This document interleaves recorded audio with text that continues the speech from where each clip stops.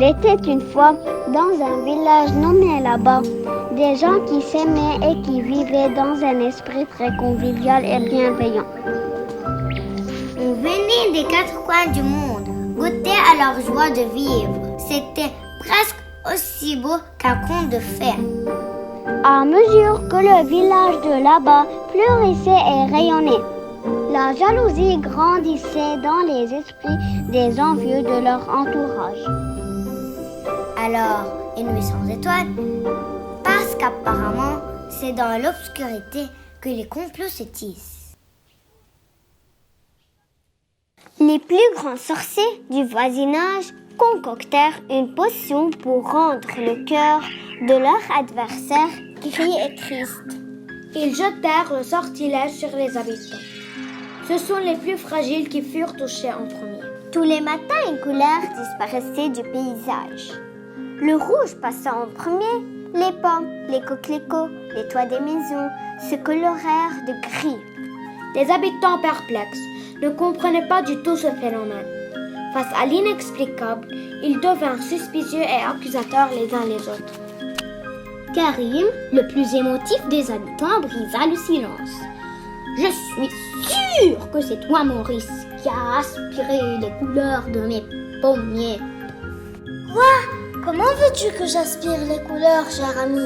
Je ne suis pas magicien. » « Je ne sais pas comment tu as fait, mais c'est toi, j'en suis sûre. Peut-être parce que mes pommes sont plus belles que les tiennes ? » Quoi ? Un autre voisin, qui était témoin de leur conversation, ajouta sur le même ton accusateur. « Oui, il est jaloux. Et maintenant, quand j'y pense, je comprends pourquoi il rôdait autour de ta propriété hier soir. » Maurice ne croyait pas ses oreilles. Son ami de toujours venait de lui sortir une horreur. Ne voulant plus entendre, il quitta les lieux, le cœur lourd de chagrin, et partit se réfugier dans sa maison.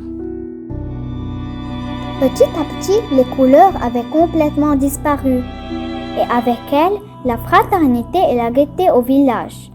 Le paysage de là-bas était gris, aussi gris que les cœurs et les visages de ses habitants.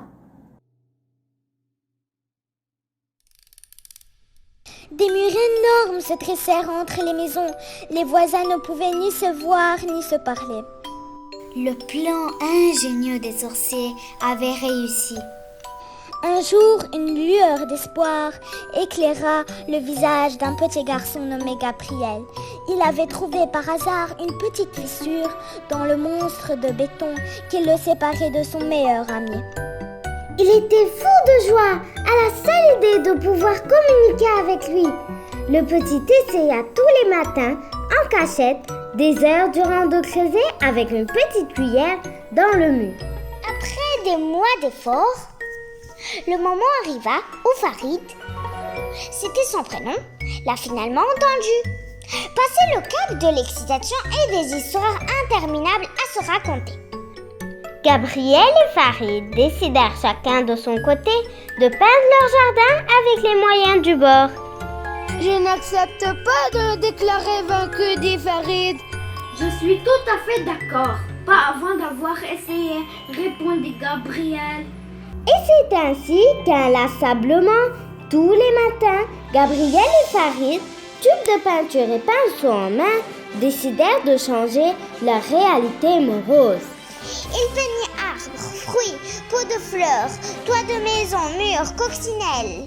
En fin de journée, ils étaient épuisés, mais heureux.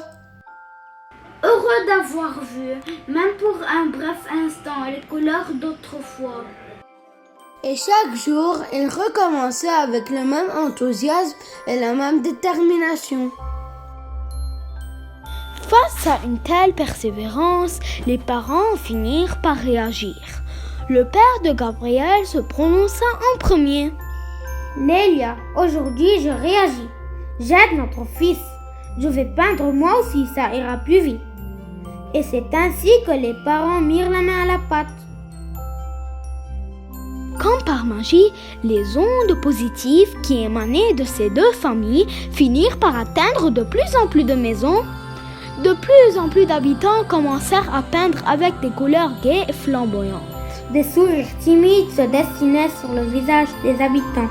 Et puis un matin, personne ne se rappelle du jour exact, alors que Gabriel et Farid s'apprêtaient à sortir de chez eux pour entamer leur mission quotidienne. Ils s'arrêtent net devant le palier de leur porte. Ahuri, des larmes de joie embrouillèrent leur vue. Ils avaient devant eux une effervescence de couleurs, un splendide voisinage, encore plus beau que ce qu'il n'était. Ils avaient brisé le sortilège, ils avaient finalement réussi.